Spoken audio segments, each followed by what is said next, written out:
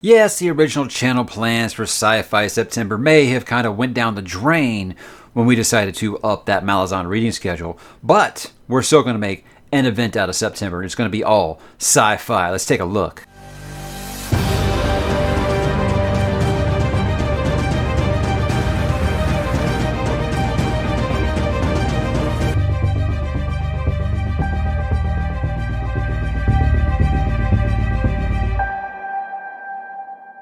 Hey, what's up, bookworms and sci-fires? Mike back today to talk a little science fiction because, guys, we are just 2 weeks away from the beginning of Sci-Fi September. We always try to do little themes on here. Last September, I did Stormlight September. We did all the Stormlight Archive stuff, and we did Mistborn March. But last year was really stuff that was Brandon Sanderson focused, and I've completely derailed, and we're in the first 60 seconds here. So that tells you how this one's going to kind of go. What this video is going to be is just talking about some of my plans for September, because I did have much bigger plans than just September on the channel this year for science fiction, and then we decided to speed up that Malazan read along. And if you know anything about Malazan, you know that you can't really speed anything up on that.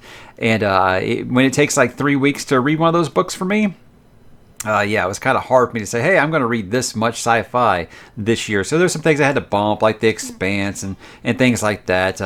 I'm not doing Gene Wolfe until I'm done with Malazan, guys. I'm sorry. That's just the way that it goes. But I did say I wanted to get some other sci-fi stories in there this month, just because I feel like it's a genre I have neglected a little bit on the channel, and I want to make sure that I'm getting back into the game. So what this is going to be, I'm going to talk about 5 books that I'm going to try to read in September for Sci-Fi September, and then I'm going to talk about 5 videos, special videos I have planned. This isn't going to be like Fright Fest last year, where the entire month is just the theme.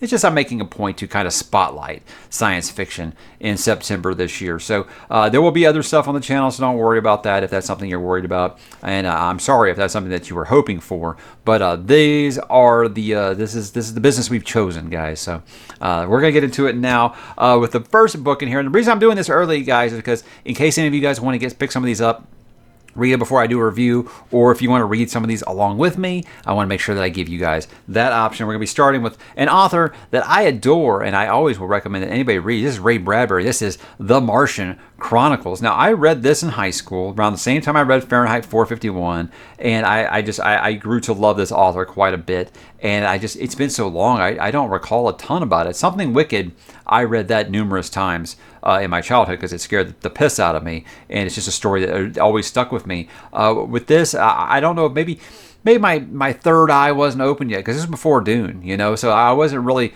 crazy. Outside of Star Wars, I wasn't nuts about science fiction yet. So it was pretty early, so I'm looking forward to revisiting and seeing what this one was all about. In my memory, like I said, I do know that I liked it.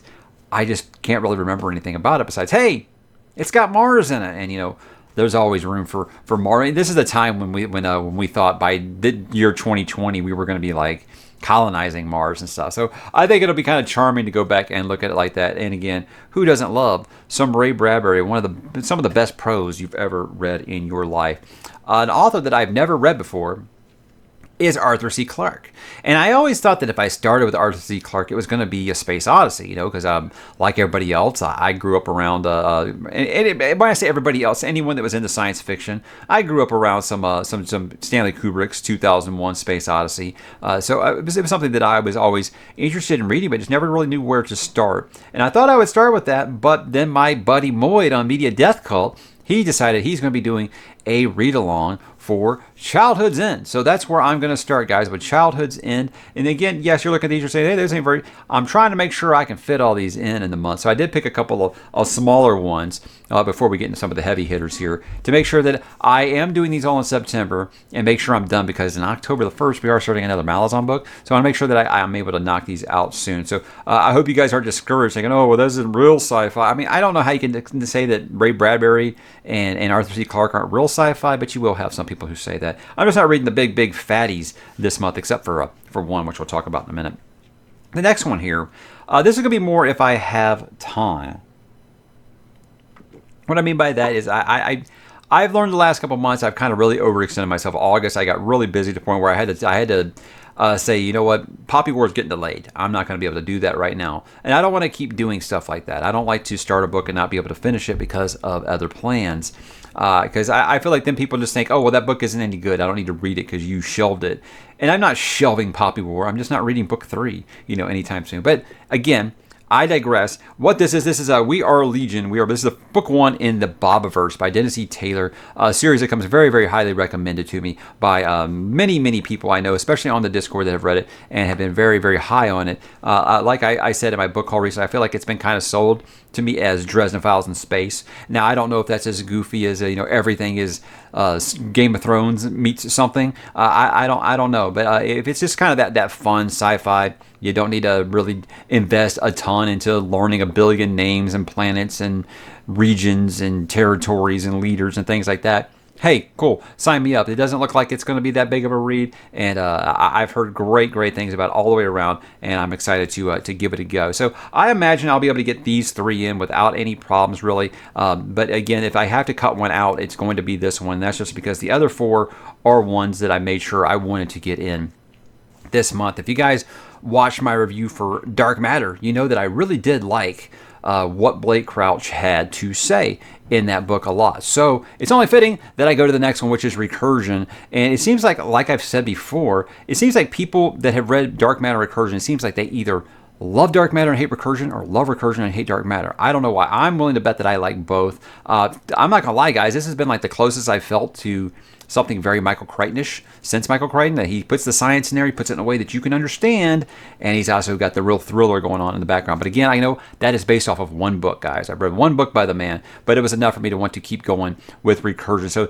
yeah, there's not all going to be lasers and spaceships. Sometimes you can have some science fiction with some other things as well. This one, I believe you're playing around with manipulating time. So yeah, it'd be more of a base science fiction, a near a believable kind of science fiction thing, more so than distant galaxies away and stuff. And I always have room for stuff like that. And then last up, guys, this isn't a secret, it's on the thumbnail, and if you've been on the channel at all, you guys know how I feel about Dune. Well, the movie's coming out October the 22nd. I wanted to do yet another reread. It has actually been a couple of years now since I reread this. I used to reread this about every 2 to 3 years, and it's been about that long. So it's time to revisit this, and there are a lot of people still who have been apprehensive about picking it up, and this time they say, okay, if you read it, Mike, I'll read it with you. So here we go, guys. We're actually going to do it. I'm going to be reading from this awesome Folio Society edition that my good man Theo got me, and I can't wait to revisit it with these beautiful illustrations, because Folio Society, they hit a home run every single time, guys. So I'm excited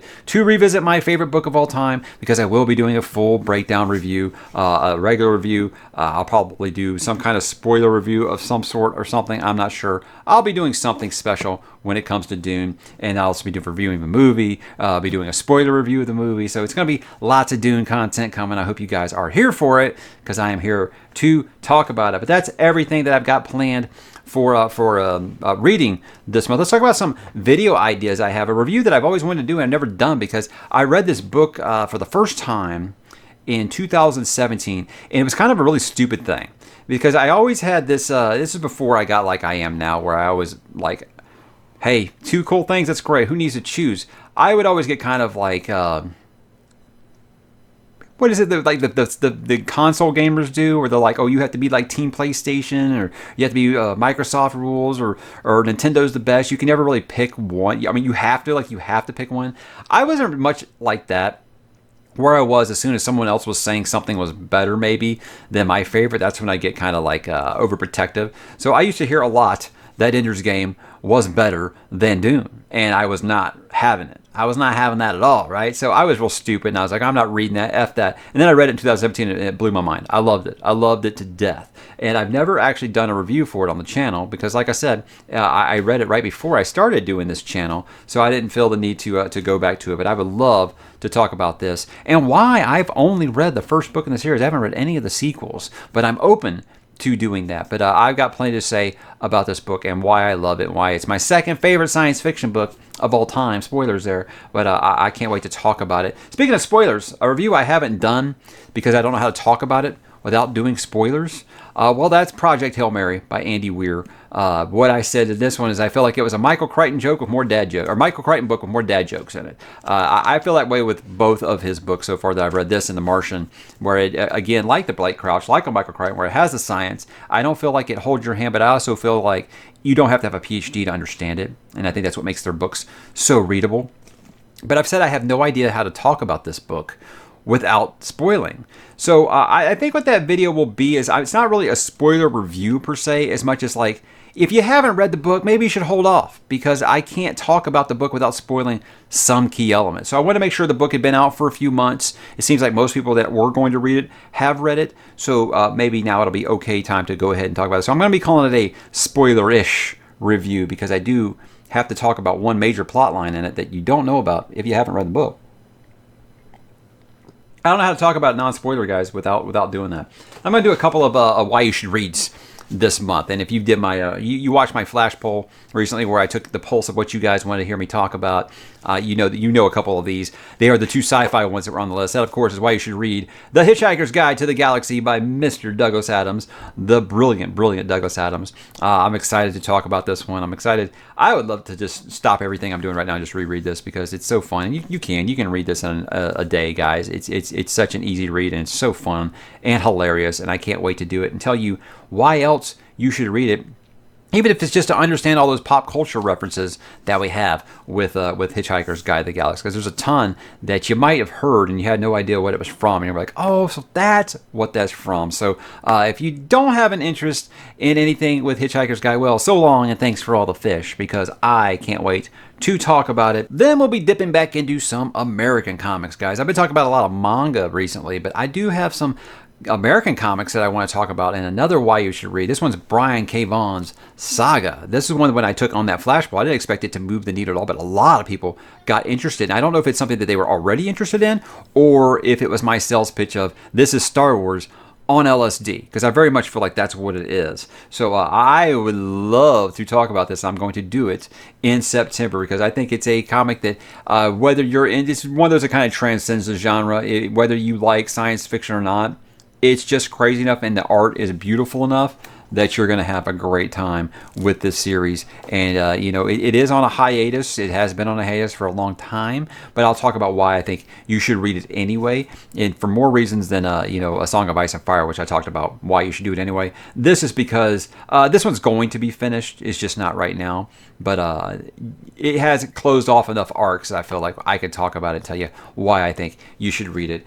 And then my last one here, guys, I can't talk about some sci-fi without some Star Wars. And I have already talked about this book, Heir to the Empire. I've already talked about the Thrawn trilogy on this channel. You can check out all my Star Wars stuff if you haven't. I've been a very big advocate for the original Star Wars Extended Universe.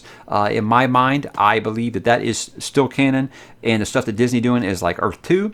That's the way that I treat it. I treat that stuff as legends and this stuff as canon. But what I want to do on that is I want to talk about my top 10 Star Wars EU novels. And you might think, well, how can you do that? I mean, it's easy. It's easy. I can painstakingly go through every single one that I've read over there, which is a lot of them, and try to remember what happened in each book, because I read some of them so long ago. But for real, though, it's actually something I can do rather easily, because I can remember all the biggest moments and all the time that I spent in that universe, which, like I've said before, I have not spent more time in any other fictional universe in my life than Star Wars. I have spent so much time in that galaxy far, far away, and I would love to talk more with you guys about it. And spoiler alert, this book will be on there. So anyway, that's kind of what I've got planned for September. You guys got anything special that you're going to be reading? Or maybe you're just going to be watching some sci-fi. Drop in the comments and let me know. Is there anything that I'm not covering this month that you'd like to hear me talk about? Hey, if I got time, I might be able to do it. I don't think I'll be able to fit in any more books. But if there's anything I've already read that you guys would like me to talk about, hey, I am always open to fitting those into the video schedule. So drop in the comments and let me know, guys, and I will talk to you there.